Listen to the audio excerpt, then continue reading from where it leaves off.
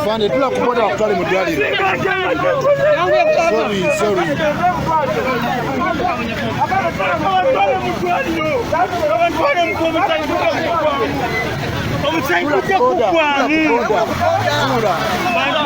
Chikuru ate muli awo mwoza mwekwata people power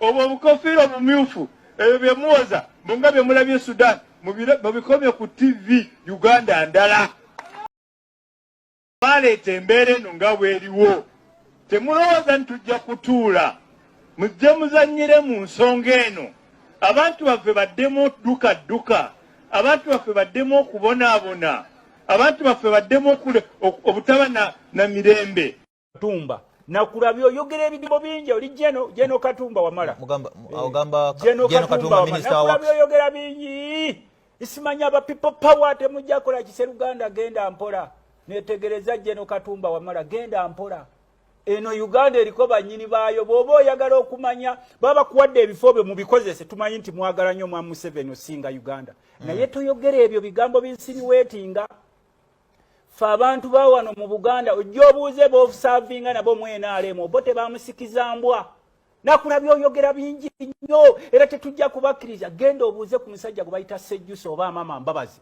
singa misimu gyali badde gyogera walibuuzizza ku Nyakayirima oba n'obuuza ku musajja gubayitanga Lwaboni n'olwekyo bino byotiisa nakulabyo oyogera bingi fe abamu boolya nabo mu gavumenti okusirika si basiru nabo balaba ebigenda mu maaso n'olwekyo ffe twakwewuunyiza nnyo nze ng'omwana wa Nambi n'abeera wano twakusekeredde ba Paulo Muwanga bayogeranga bingi wano ne boogera bingi obote oyali afuumuuka e Zambia abaleka mu byabo olwekyo ssebo ekyo nkyogedde ssebo nakulabyo oyogera bingi tumanyi oli Jeno w'amagye naye okubeera Jeno w'amagye bino ebyambalo bye mwambala nti Jeno waddembe okwogera naye totiisatiisa Minister waddembe okwogera totiisatiisa anti mwe mugaye twagala mirembe ono akugambye nti naye yali yakyawa Jimu Muhwezi naye bawuliziganyiza enteezo ziwangaalirako n'empologoma naye empologoma yali ekonvisinga yamatiza ente enzirugavu n'ey'ebitanga ne baga nti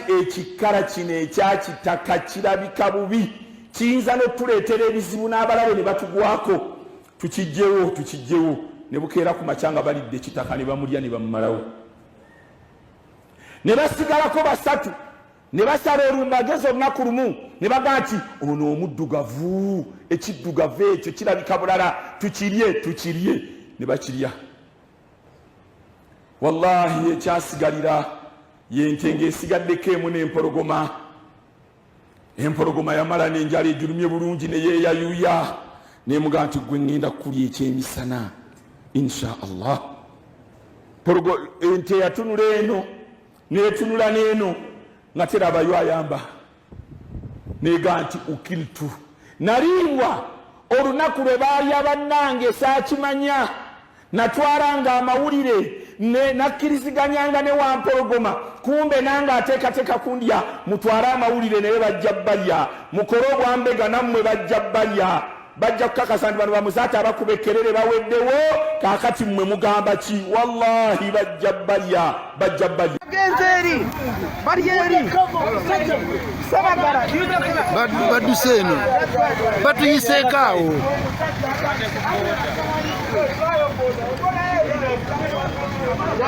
ewuno Katumba uno baba Katumba afande huyo afande Katumba bananga afande awo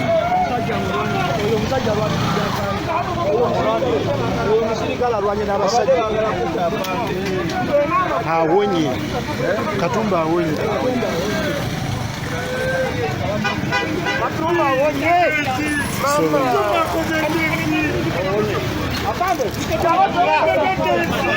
afande tula kupota wakutwale mudwaliro sorry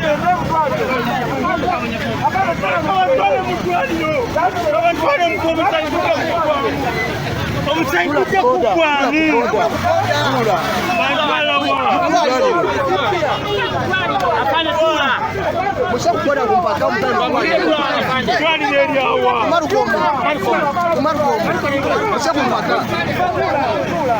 Unamgendelea kolo.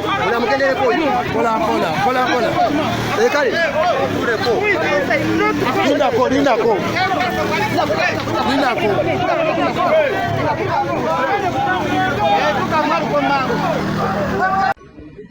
All my children, I will be fine. I will survive. You have lost Brenda. That's God's plan. She had nothing. She did nothing to this world. But the bad guys have died.